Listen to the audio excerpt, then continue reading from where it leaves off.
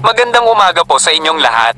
Narito po ang pinakabagong ulat ng panahon para sa araw na ito, Miyerkules ika-28 ng Mayo taong 2025. Lagay ng panahon. Isang low pressure area ang namumuo at nagdudulot ng pag-ulan sa ilang bahagi ng bansa. Kasama rin ang epekto ng frontal system at easterlies sa kalagayan ng panahon. Batanes, mag-aulan at maulap na kalangitan dahil sa frontal system. Iba pang bahagi ng Luzon, mainit at maalinsangan dahil sa easterlies. May posibilidad ng localized thunderstorm sa hapon at gabi. Visayas, mainit at maalinsangan dahil sa easterlies sa umaga. May posibilidad ng localized thunderstorm sa hapon at gabi. Maging alerto sa biglaang pag-ulan. Mindanao, Siocon, Zamboanga City, Dipolog, Pagadian, maulap na kalangitan at may posibilidad ng biglaang pag-ulan dahil sa LPA. Inaasahang magkakaroon ng ulan sa halos buong Mindanao sa hapon at gabi dahil sa easterlies. Palawan, maulap na kalangitan at may posibilidad ng biglaang pag-ulan dahil sa LPA. May posibilidad na tumawid ang LPA sa Hilagang Silangang Luzon. Lagay ng karagatan, walang nakataas na gale warning sa anumang baybayin. Gayunpaman, mag-ingat ang mga mangingisda, lalo na sa Hilagang Luzon, partikular na sa Batanes, dahil sa inaasahang paglakas ng alon. Paalala, ang ulat na ito ay batay sa kasalukuyang lagay ng panahon. Maaaring magbago anumang oras. Maging updated po kayo sa susunod na ulat ng panahon. Manatiling ligtas. Dumako naman tayo sa ating partner para sa mga karagdagang impormasyon sa loob ng ating bansa. Night update sa magiging lagay ng ating panahon.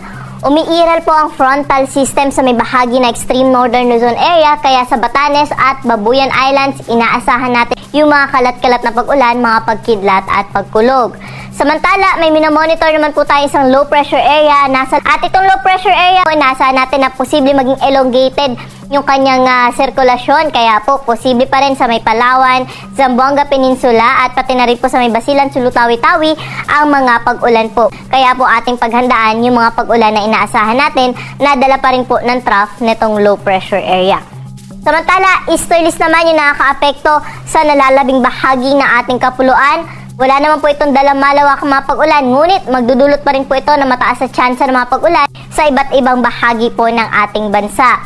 Dahil pa rin sa frontal system, ang bahagi ng Batanes, Babuyan Islands ay makakaranas ng maulap na kalangitan na may kalat-kalat na pag-ulan, mga pagkidlat at pagkulog. At dahil pa rin sa trough ng low pressure area, ay inaasahan po natin na ang bahagi ng Palawan ay makakaranas din po ng mga scattered rains at thunderstorms. Pero dito sa Metro Manila, pati na rin sa ibang bahagi pa ng Luzon, mainit at malinsangan pa rin ang panahon na inaasahan, lalo na sa umaga hanggang tanghali. Hapon at gabi, asahan na po natin yung build-up ng mga kaulapan na kung saan magdadala po ito ng mga panandaliang buhos ng pag-ulan. Kaya po kung lalabas tayo natin mga tahanan, lalo na po sa tanghali, ay magdala pa rin po tayo ng payong. Panangga na rin po ito sa init ng panahon at sa posibilidad ng mga pag-ulan sa hapon at sa gabi. Dito sa Metro Manila, 26 to 34 degrees agad ng temperatura. Tagaytay, 23 to 32 degrees Celsius.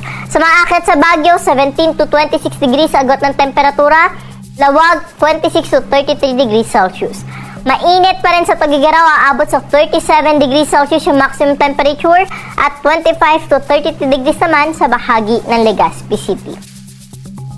Sa may Kalayaan na kung saan dyan po nakatutok yung mga kaulapan na dala nitong low pressure area, ay nasaan po natin na nasa around 25 to 30 degrees lamang yung agwat ng temperatura, at sa Puerto Princesa naman 25 to 32 degrees Celsius.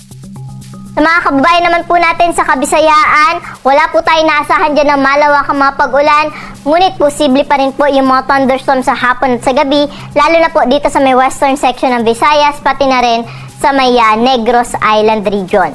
Temperatura natin sa Iloilo at Tacloban, 26 to 32 degrees Celsius. Metro Cebu, 27 to 32 degrees Celsius. Dahil pa rin po sa trough ng nabanggit nating low pressure area, ang bahagi po ng Basilan, Sulu, Tawi-Tawi at Zamboanga Peninsula ay patuloy na makakaranas ng makulimlim na panahon na may kalat-kalat na mga pag-ulan, mga pagkidlat at pagkulog. Pero ang nalalabing bahagi po ng Mindanao, magiging maaliwalas sa panahon na inaasahan, lalo na po sa umaga hanggang tanghali. Pero hapon at gabi, matataas na rin po ang tsansa ng mga pag-ulan, dala nga rin po ito ng easterlies. Temperatura po natin sa Zamboanga ay 25 to 33 degrees Celsius. Cagayan de Oro 25 to 32 degrees at Metro Davao 25 to 34 degrees Celsius. Para naman sa mga kababayan natin na maglalayag, wala po tayong gale warning na nakataas sa anumang baybayin ng ating karagatan. Ngunit pinag-iingat po natin yung ating mga kababayan na maglalayag sa may baybayin ng Northern Luzon area dahil sa moderate to strong o katamtaman hanggang sa maalon na karagatan po ang ating inaasahan dyan. Pero sa nalalabing baybayin ng ating karagatan, magiging banayad hanggang sa katamtaman lamang ang mga pag-alon. Para naman sa ating 3-day weather outlook sa mga pangunahing syudad dito sa Luzon, partikular na dito po sa Metro Manila na kung saan hanggang Huwebes, magpapatuloy yung maaliwala sa panahon nating nasahan at mga thunderstorms lamang sa hapon at gabi. Pero kung mapapansin po natin, pagdating ng Biyernes hanggang Sabado, maulap na po yung ating kalangitan na inaasahan na may kalat-kalat na pag-ulan, mga pagkidlat at pagkulog dahil sa inaasahan po natin na pag-iral ng southwesterly wind flow. Samantala sa may Baguio City naman, Huwebes hanggang Sabado, maaliwalas ang panahon na inaasahan maliban sa panandaliang buhos ng ulan sa hapon at sa gabi. Legazpi City din po for the next 3 days, magpapatuloy yung kanilang fair weather condition na naranasan maliban sa mga isolated rain shower sa hapon din po ito at sa gabi. Dumako na po tayo sa mga key cities natin sa Visayas, Metro Cebu, Iloilo at Tacloban City. For the next 3 days o hanggang Sabado ay wala po tayo dyan inaasahan na malawak ang magpag-ulan. Magpapatuloy yung kanilang naranasan na maaliwalas sa panahon sa umaga hanggang tanghali. Pero hapon at gabi, expect na po natin yung mga panandaliang buhos ng pag-ulan. Dumako na po tayo sa may Mindanao area, Metro Davao, Cagayan de Oro at Zamboanga City. For the next 3 days ay wala rin po tayo dyan inaasahan na mga kalat-kalat na mga pag-ulan. Kaya po, improving weather condition na asahan natin lalo na sa may Zamboanga Peninsula, no?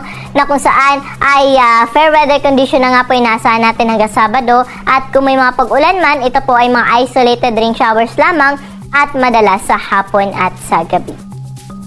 Ang araw po natin dito sa Metro Manila ay lulubog sigma 6:21 ng gabi at muli itong sisikat ng 5:26 ng umaga.